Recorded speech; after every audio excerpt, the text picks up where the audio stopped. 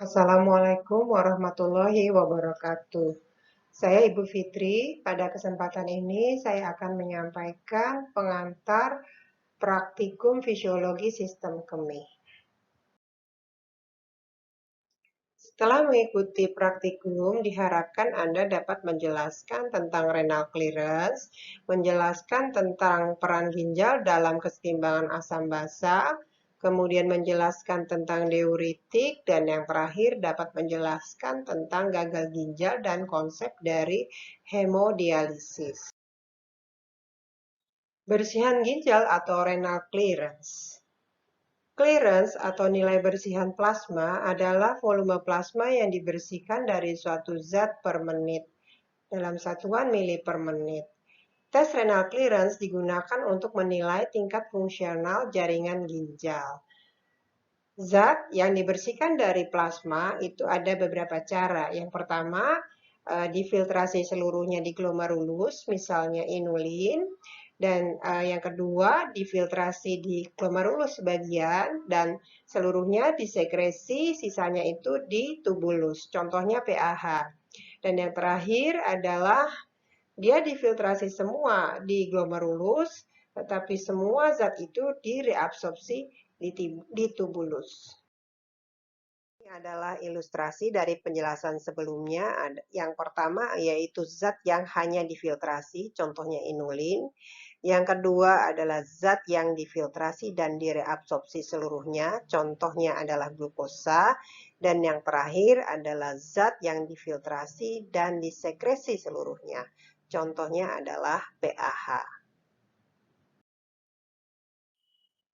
Tadi sudah saya sebutkan bahwa inulin itu nasibnya hanya difiltrasi, tidak ada yang direabsorpsi ataupun disekresi. Sehingga dapat disimpulkan bahwa kecepatan dari ekskresi inulin itu sebanding dengan kecepatan dari filtrasi inulin. Atau kalau dibuat rumus, kadar inulin di dalam urin dikali kecepatan pembentukan urin sama dengan kadar inulin di dalam plasma dikali GFR. Atau GFR ini sama dengan kadarnya di dalam urin dibagi kadar inulin itu di dalam plasma dikali kecepatan pembentukan urin. Gitu ya, satuannya adalah mili per menit. Dengan demikian, nilai clearance zat yang dibersihkan di glomerulus dengan cara difiltrasi tanpa direabsorpsi dan disekresi dapat digunakan untuk mengukur besar laju filtrasi glomerulus atau GFR. Ya, ini rumus dari clearance dari suatu zat. Ya, jadi kadarnya di urin, ya, dikali kecepatan pembentukan urin dibagi kadarnya di dalam plasma. Tuh. Ini adalah syarat suatu zat dapat digunakan untuk mengukur laju filtrasi glomerulus. Yang pertama, zat itu harus mudah difiltrasi, tidak terikat protein plasma. Yang kedua, zat itu tidak direabsorpsi ataupun disekresi oleh tubulus. Ketiga, zat itu tidak dimetabolisme atau ditimbun oleh ginjal. 4, zat itu tidak bersifat toksik. 5, zat ini juga tidak mempengaruhi nilai laju filtrasi glomerulus. Dan yang terakhir adalah mudah diukur konsentrasinya baik di dalam plasma ataupun urin. Ini contoh zat yang dapat digunakan untuk mengukur LFG. Yang pertama adalah inulin, kedua manitol, dan yang terakhir adalah sorbitol. Ini adalah contoh perhitungan laju filtrasi glomerulus menggunakan inulin, suatu polimer fruktosa yang berasal dari umbi dahlia. Jadi inulin harus diinfus dulu masuk ke dalam tubuh pasien.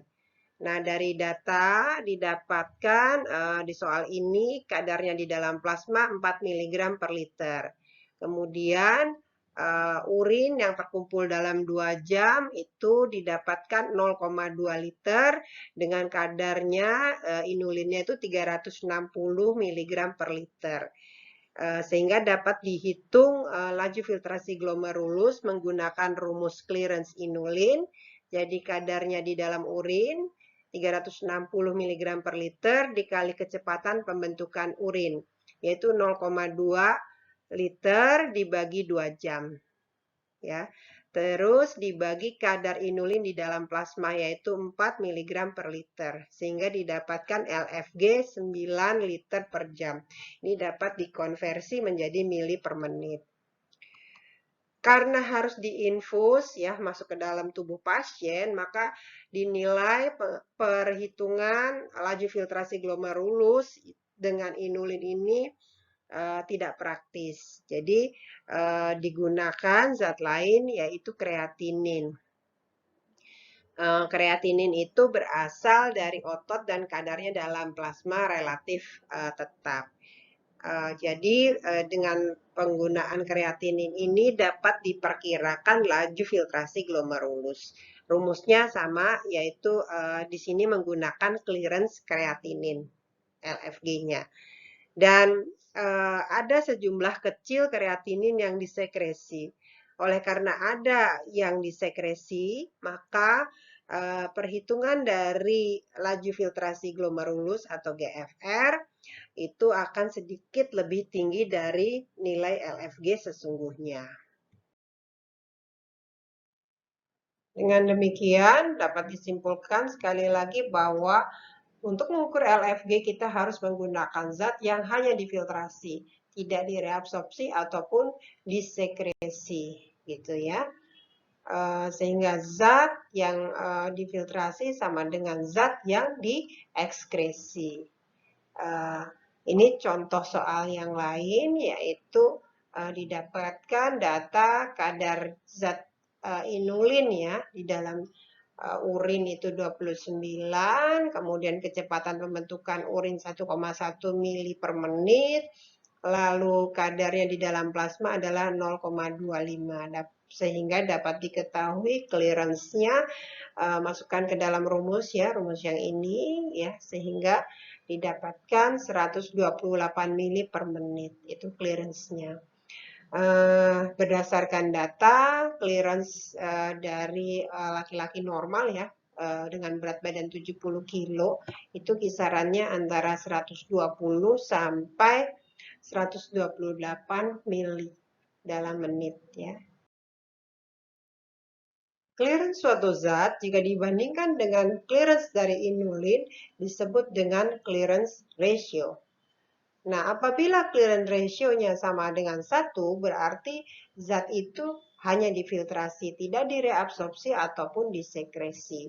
Apabila clearance ratio-nya lebih dari 1, berarti zat ini ada yang disekresi. Gitu ya. Sebaliknya, apabila clearance ratio-nya kurang dari 1, berarti zat tersebut nasibnya ada yang direabsorpsi. Ini adalah salah satu contoh soal, jadi dalam 24 jam terkumpul 1,44 liter urin ya, yang diberikan infus inulin. Dari hasil analisis di urinnya didapatkan kadar inulin 150 mg per mili, kadar natrium 200 mili ekuivalen per liter. Lalu di dalam plasmanya diketahui kadar inulinnya 1 mg per mili dan kadar natriumnya 140 mili ekuivalen per liter. Pertanyaannya, berapakah clearance ratio-nya dari natrium dan apa makna dari hasil tersebut? Dengan demikian kita harus hitung dulu berapa kecepatan pembentukan urin ya. Dari selama 24 jam terkumpul 1,44, berarti kecepatan pembentukan urinnya itu 1 mili per menit. Lalu clearance natriumnya dimasukkan ke dalam rumus, data-datanya didapat 1,43 mili per menit. Clearance inulin juga sama, dimasukkan data ke dalam rumus ini, didapatkan clearance inulin 150 mili liter per menit, sehingga clearance ratio-nya adalah clearance-nya dari natrium dibandingkan dengan clearance-nya inulin. Didapatkan 0,01 atau 1%. Jadi ini nilainya kurang dari 1. Dengan demikian maknanya bahwa natrium itu nasibnya adalah direabsorpsi hingga 99%. Tuh. Ini adalah satu percobaan untuk menjawab penelitian. apakah minum banyak itu akan berpengaruh terhadap laju filtrasi glomerulus. Jadi ada volunteer ya, setelah mendapatkan informed consent, diinfus dulu dengan inulin sehingga didapatkan kadar inulin di dalam plasmanya adalah 1 mg per mili. Kemudian si volunteer ini diukur gitu ya, kadar inulinnya di urin ya, sebelum dan sesudah minum air yang banyak. Dan didapatkan data sebagai berikut. Ini sebelum minum air yang banyak ya, kadarnya di dalam urin itu inulinnya 100, kecepatan pembentukan urinnya 1 mili per menit. Lalu setelah minum air, kadarnya inulin di dalam urin 20, kemudian kecepatan pembentukan urinnya 5 mili per menit. Gitu. Sehingga dapat diukur laju filtrasi sebelum minum air, ya, dimasukkan datanya, didapatkan 100 mili per menit. Kemudian setelah minum air, itu juga didapatkan laju filtrasi glomerulusnya 100 mili per menit. Gitu. Sehingga dapat disimpulkan bahwa laju filtrasi glomerulus itu tetap ya tidak dipengaruhi oleh minum air yang banyak ya. Jadi minum air yang banyak itu hanya mengubah kecepatan pembentukan urin dan membuat kadar di dalam urin itu konsentrasinya menjadi lebih rendah.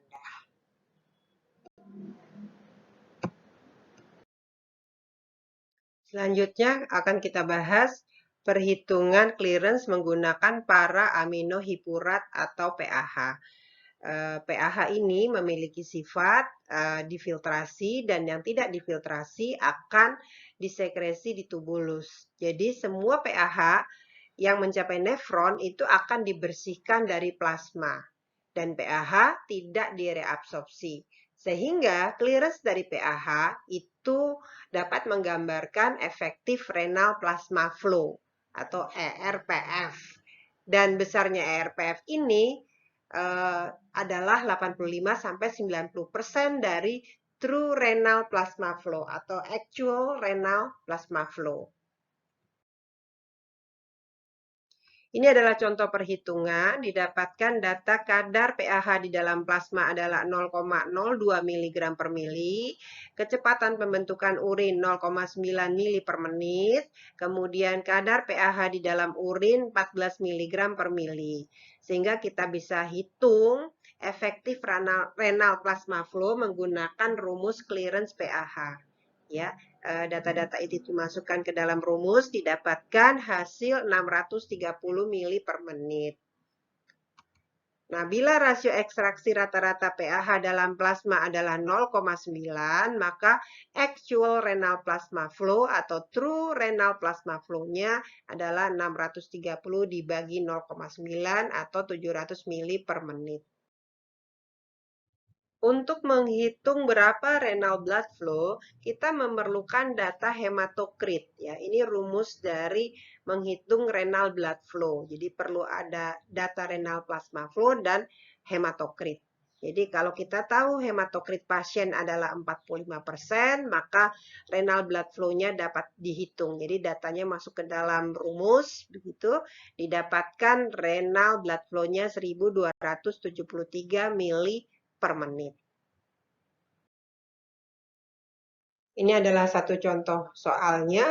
Jadi pada seorang pasien ya, pasien laki-laki itu diukur kecepatan pembentukan urinnya 1 mili per menit, kemudian kadar PAH-nya itu 1 mg persen di dalam plasmanya, di dalam urinnya kadarnya 600 mg persen dan hematokritnya 0,45. Yang ditanya berapa renal blood flow-nya. Nah, dimasukkan saja dulu ke rumus untuk mengukur efektif renal plasma flow menggunakan rumus clearance dari PAH ya, pakai rumus clearance PAH, masukkan datanya, didapatkan efektif renal plasma flow-nya itu 600 mili per menit. ya, diketahui itu hematokritnya 0,45. Masukkan datanya sehingga dapat dihitung efektif renal blood flow-nya, yaitu 1091 mili per menit. Ya. Selanjutnya saya akan membahas bagaimana peran ginjal dalam pengaturan asam basa. Jadi hampir semua beban asam dalam tubuh itu berasal dari metabolisme karbohidrat. Ya, contohnya asam laktat dan metabolisme lemak. Contohnya benda-benda keton ya yang juga sifatnya asam. Sedangkan pH cairan ekstraseluler yang normal itu berkisar antara 73,5 sampai 7,45. Sehingga tubuh harus mengekspresikan 15.000 milimol asam dalam sehari. Nah, ada 3 pengaturan untuk imbangan asam basa dalam tubuh kita. Yang pertama adalah sistem buffer darah ya, yang segera berespon. Ini kerjanya adalah protein yang ada di dalam darah yang bisa mengikat atau melepaskan H+. Yang kedua adalah paru. Ini yang akan merespon dalam waktu menit ya setelah ada perubahan pH dengan meningkatkan frekuensi ventilasi atau sebaliknya menurunkan frekuensi ventilasi. Dan yang terakhir adalah peran ginjal yang responsnya terhadap perubahan asam basa itu dalam waktu beberapa jam atau beberapa hari dengan mengatur absorpsi atau sekresi dari bikarbonat.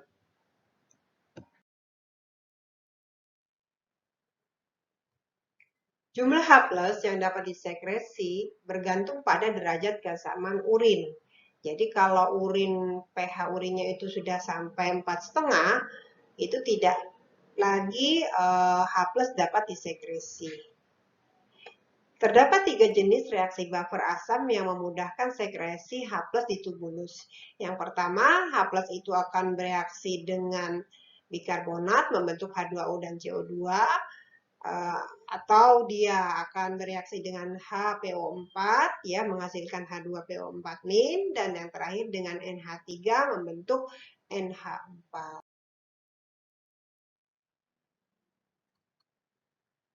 Di dalam lumen tubulus proksimal, H+ yang dibuffer oleh bikarbonat ya itu akan membentuk H2CO3 ya, asam bikarbonat, sehingga nanti akan menjadi CO2 dan H2O.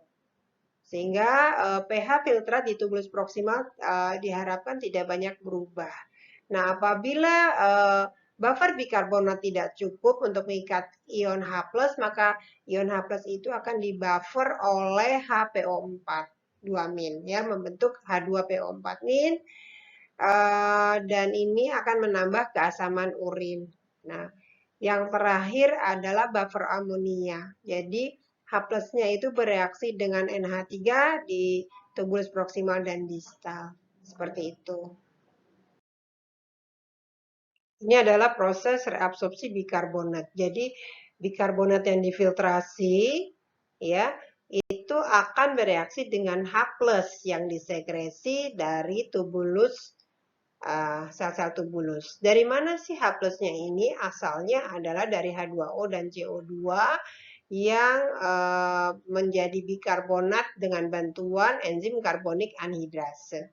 Itu ya. Jadi dengan mekanisme ini nanti yang dibuang ke urin adalah H2O dan CO2, nanti bikarbonatnya jadi direabsorpsi ya. Ini prosesnya. Yang kedua itu apabila ada ya asam fosfatnya itu bereaksi dengan H+ ya membentuk asam fosfat ya. Jadi di sini asam fosfat itu akan menambah keasaman urin. Nah, H+ yang disekresi itu akan menyebabkan direabsorpsinya bikarbonat ya. Seperti ini gambarnya. Yang terakhir adalah ginjal dapat membentuk bikarbonat dari asam amino glutamin ya. Kita lihat di sini gambarnya. Jadi glutamin itu masuk ya ke dalam epitel tubulus ya bisa seperti ini. Kemudian glutamin yang mengalami metabolisme menjadi bikarbonat dan NH4+. Ya, ini peran ginjal membentuk bikarbonat baru. Yang dibuang atau yang disekresi itu NH4+. Ya. Bagaimana respon ginjal terhadap kondisi asidosis? Ya, kondisi asidosis itu apabila pH cairan ekstraseluler kurang dari 7,35. Ya, pada pH asidosis itu artinya konsentrasi H+ banyak. Nah, kalau konsentrasi H+ itu banyak, H+ itu harus dibuang, harus dikeluarkan. Kalau kita lihat reaksi ini, reaksi bolak-balik ini, berarti supaya H+ itu dibuang, reaksinya harus berjalan ke arah sini, ke arah pembentukan CO2. Jadi kalau kerja dari paru itu CO2 harus dibuang. Jadi pernapasan pada orang yang asidosis itu frekuensinya akan meningkat ya untuk membuang CO2. Bagaimana peran ginjal? Peran ginjal itu ada di bikarbonat. Supaya reaksinya ke arah pembentukan CO2, maka bikarbonat itu harus ditambah. Nah, peran ginjal adalah dengan mereabsorpsi bikarbonat atau dengan membentuk bikarbonat baru dari asam amino glutamin. Ya, ini yang terjadi pada kondisi asidosis. Jadi peran ginjal adalah mereabsorpsi bikarbonat dan membentuk bikarbonat baru dari glutamin. Tapi ini ada batasnya ya, sampai pH urin itu 4,4. Kalau lebih rendah lagi, H+ tidak bisa dibuang. Sebaliknya, pada kondisi alkalosis, sekresi ion hidrogen itu tidak cukup untuk mereabsorpsi bikarbonat yang difiltrasi. Jadi ada sejumlah besar bikarbonat yang terbuang bersama dengan urin. Gitu. Kemudian metabolisme glutamin untuk membentuk bikarbonat dan ekskresi amonium juga akan sangat menurun. Tidak terbentuk bikarbonat baru dalam hal ini biasanya. pH urin akan meningkat, bahkan lebih dari 7,4. Topik selanjutnya adalah mengenai diuresis. Yang pertama tentang water diuresis. Reabsorpsi air dan urea di tubulus distal akhir dan ductus colligens memerlukan adanya ADH atau vasopresin. Sel-sel nukleus supraoptikus dan paraventrikuler hipotalamus yang memproduksi ADH sangat peka terhadap perubahan osmolaritas dan volume Cs. Bila Cs hiperosmotik, maka sekresi ADH akan meningkat, sehingga urin menjadi lebih pekat dan sedikit. Sebaliknya, bila Cs hipotonik, misalnya karena minum cairan hipotonik yang banyak, maka sekresi ADH akan turun dan urin menjadi lebih encer dan banyak volumenya. Kondisi ADH yang berlebihan sekresinya itu akan menyebabkan urin akan sangat encer dan banyak atau poliuri, dan kondisi ini terjadi pada penyakit diabetes insipidus. Topik berikutnya tentang water intoxication atau keracunan air. Ini sepertinya sesuatu hal yang mustahil ada orang keracunan air. Ya, mari kita lihat pada osmolaritas plasma normal, water diuresis itu dapat mencapai 16 mili per menit. Tapi bila minum terlalu banyak dan terlalu cepat, melebihi kecepatan ekskresinya, maka Cs akan sangat hipotonis. Sehingga air itu akan masuk ke dalam sel, selnya bengkak, akhirnya pecah. Nah, bila pecah, maka akan menyebabkan kematian sejumlah sel-sel otak gitu ya.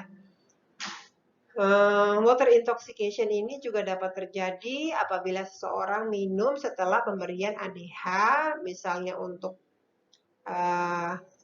surgical trauma, dehidrasi berat, pada pemberian barbiturat, dan trauma bedah gitu. Nama lain dari ADH ya, Anda tahu kan vasopresin. Jadi dia adalah vasokonstriktor poten. Sengaja diberikan biasanya untuk menghentikan perdarahan. Yang ketiga tentang osmotic diuresis. Ya, bila sejumlah besar zat-zat dalam filtrat yang seharusnya direabsorpsi di tubus proksimal tidak direabsorpsi, maka volume urin akan banyak.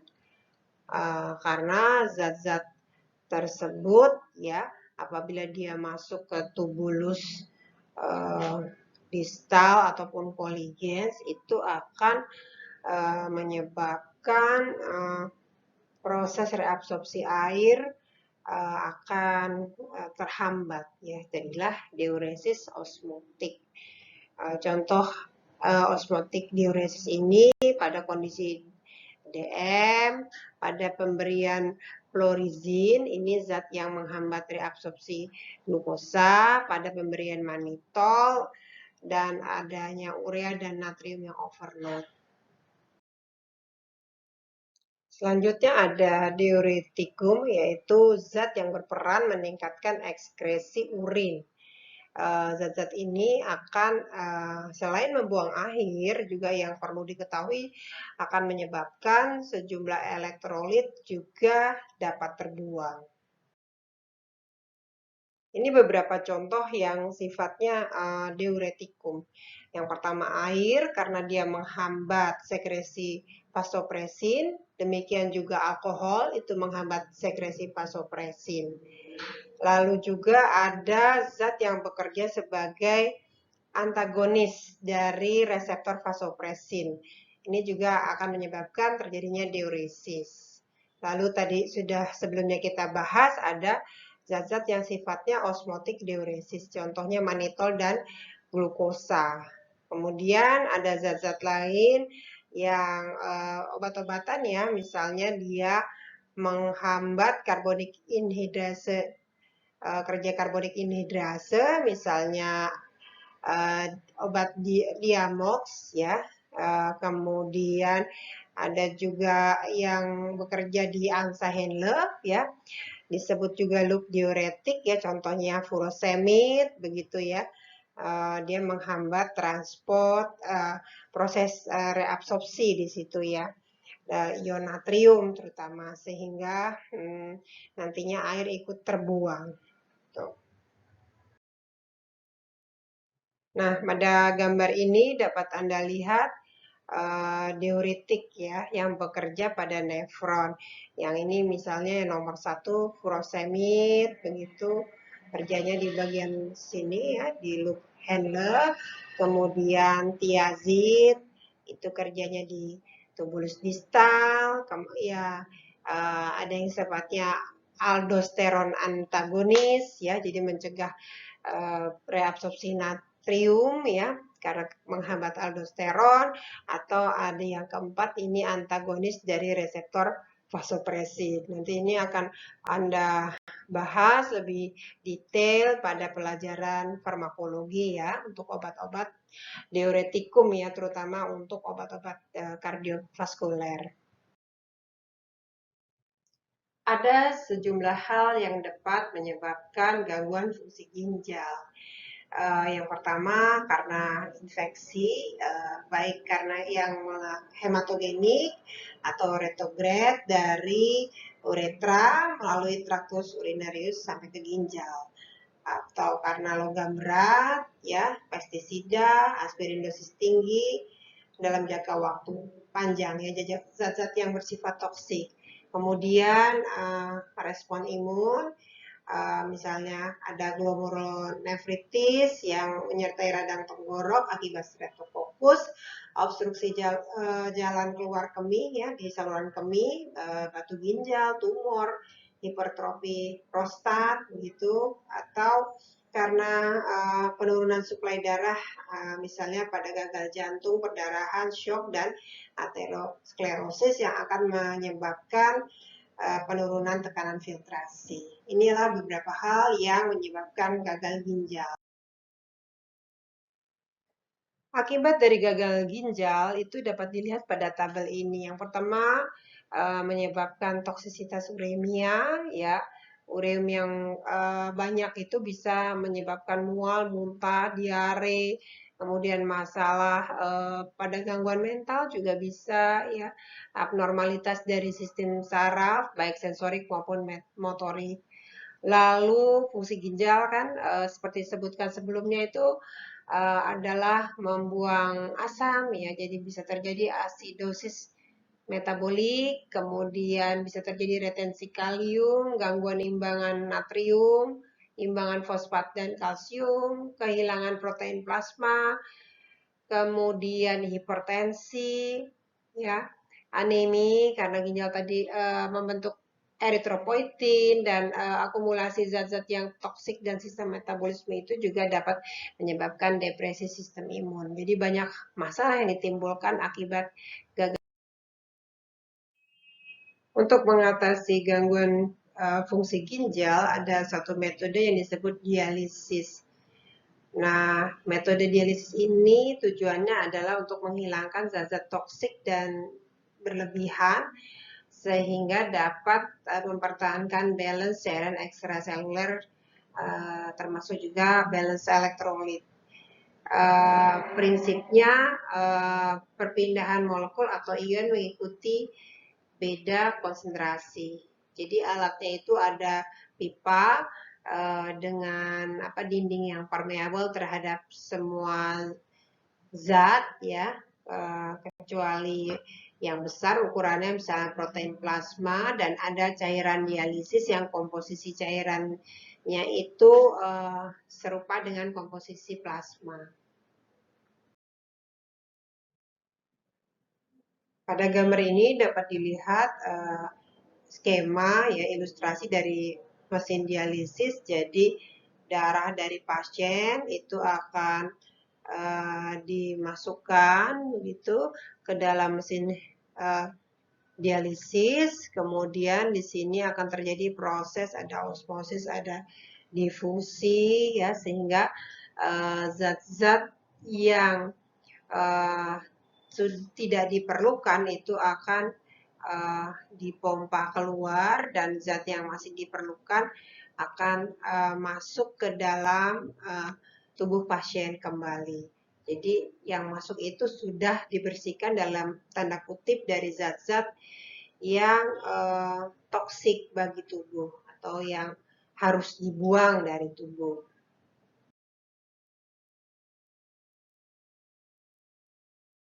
Proses dialisis itu membutuhkan waktu ya. Ada yang harus dialisis sebulan sekali, seminggu sekali, 3 hari sekali, bergantung pada tingkat keparahannya.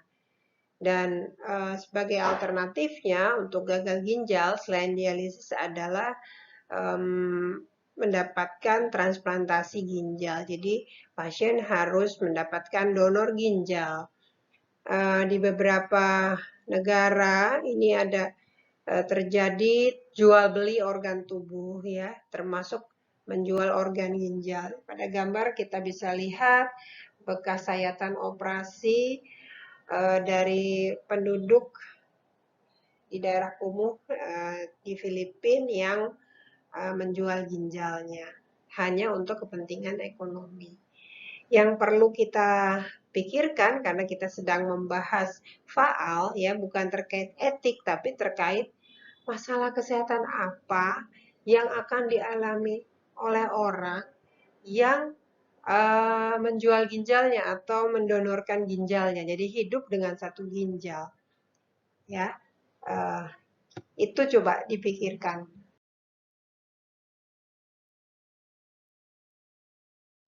Yang sedang saat ini dikembangkan adalah artificial bionic kidney. Ya, ini diharapkan dapat menjadi alternatif bagi pasien dengan gagal ginjal.